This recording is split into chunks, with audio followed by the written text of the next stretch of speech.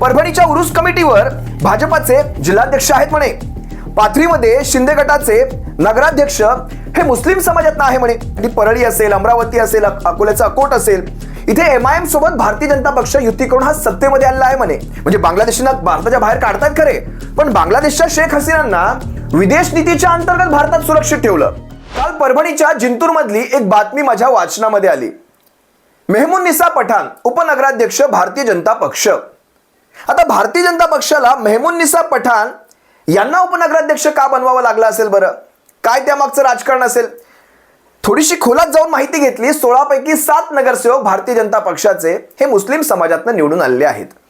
त्यामुळे उपनगराध्यक्ष हे भारतीय जनता पक्षाला मेहमुन्निसा पठाण यांना द्यावं लागलं. बरं, एवढंच नाही, मी त्यांची आणखी थोडी माहिती घ्यायचा प्रयत्न केला तर मला अशीही माहिती मिळते, परभणीच्या उरुस कमिटीवर भाजपाचे जिल्हाध्यक्ष आहेत म्हणे. पाथरीमध्ये शिंदे गटाचे नगराध्यक्ष हे मुस्लिम समाजात आहे म्हणे. राणी सावरगाव हा परभणीचाच एक झेडपी गण येतो. इथे अल्ताफ सय्यद हे मुस्लिम समाजाचे भारतीय जनता पक्षात निवडून आलेले आहेत म्हणे. आता जिंतूरचे हे जवळपास 6, 7, 8 नगरसेवक आणि उपनगराध्यक्ष सुद्धा.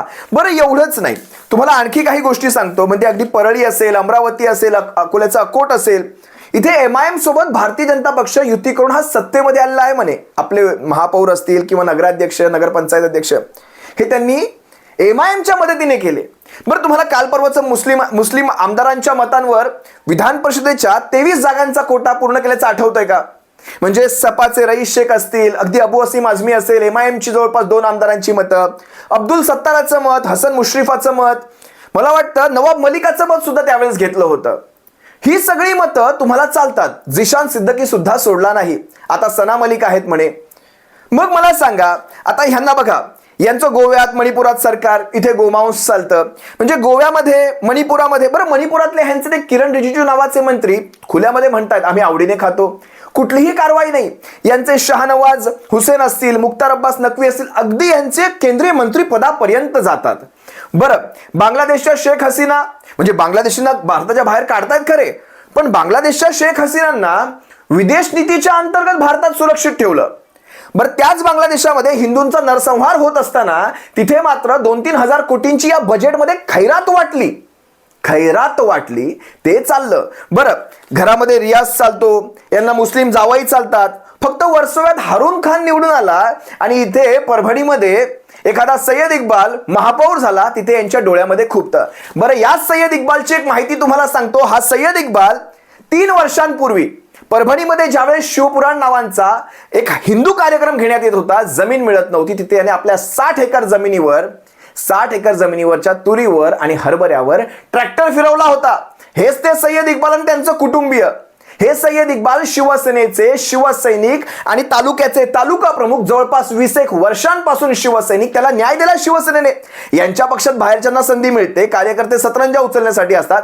शिवसेनेने कधीही आजवर, म्हणजे जर तसं पाहायला गेलं तर राहुल शेवाळेंचं उदाहरण घ्या किंवा चंद्रकांत खैरेंचं उदाहरण घ्या, कधीही म्हणजे तालुका प्रमुख असेल, जिल्हा प्रमुख असेल, त्याच्या जातीचं तालुक्यामध्ये समीकरण किती, त्याच्या धर्माचं तालुक्यामध्ये समीकरण किती, हे पाहून नाही केलं. तसं असतं तर चंद्रकांतजी खैरे हे कधी खासदारच झाले नसते. हे विचार करा. आपला समाज आपल्याला पाठिंबा देईल म्हणून त्यांना ते पद द्यायचं असं शिवसेनेमध्ये होत नाही. अगदी लातूरचं सगळ्यात पहिलं जिल्हा प्रमुख पद मला वाटतं दलित व्यक्तीकडे होतं आणि त्याच परभणीचा पहिला महापौर सुद्धा हा मुस्लिम समाजाचा शिवसेनेने दिलेला आहे या अगोदर सुद्धा. हे बाळासाहेबांच्या काळात. अगदी साबीर भाईंचं उदाहरण घ्या. साबीर भाई कल्याणमधनं एक मुस्लिम, म्हणजे आमदारकी तर मिळालीच, पण त्यांना मंत्रीपद सुद्धा बाळासाहेबांनी दिलं. हे तुम्हाला काय कळणार? त्यामुळे तुम्ही आपलं बटेंगे कटेंगे हे सेफे वगैरे करत राहा आणि तुमचं राजकारण तेवढं करा.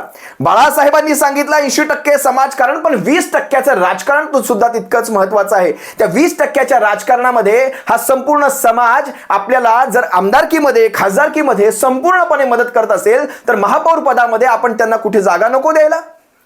बंडूभाऊ जाधव असतील, संजय जाधव जे असतील किंवा महेश पाटील असतील, परभणीत ज्यावेळेस आपले आमदार खासदार निवडून येतात त्यांच्यासाठी हा समाज जर झटत असेल तर त्यांना कुठेतरी प्रतिनिधित्व नको द्यायला. काँग्रेस सारखा पक्ष तिथे पाठिंबा देत नव्हता, तिथे बरोबर ह्या 20% राजकारणाचा भाग आहे, तुम्ही लक्षात घ्या कधीही. काँग्रेसला सुद्धा तिथे पाठिंबा द्यायचा नव्हता, मग शिवसेनेचा एक तरी महापौर पूर्ण महाराष्ट्रामध्ये बसावा याच्यासाठी जर आपण ही धडपड केली असेल तर याच्यामध्ये काय चुकलं? मला वाटत नाही काही चुकलं. तिथल्या स्थानिक पक्ष नेतृत्वाचं काहीच नाही चुकलं. ज्यावेळेस शिवसैनिकाला न्याय द्यायची वेळ येते त्यावेळेस शिवसेना तो न्याय नक्कीच देणार. तुर्तास इतकंच बोलतो आणि तुम्हा सर्वांची रजा घेतो. सप्रेम. जय महाराष्ट्र. तुम्ही पाहत आहात विस्टा न्यूज मराठी.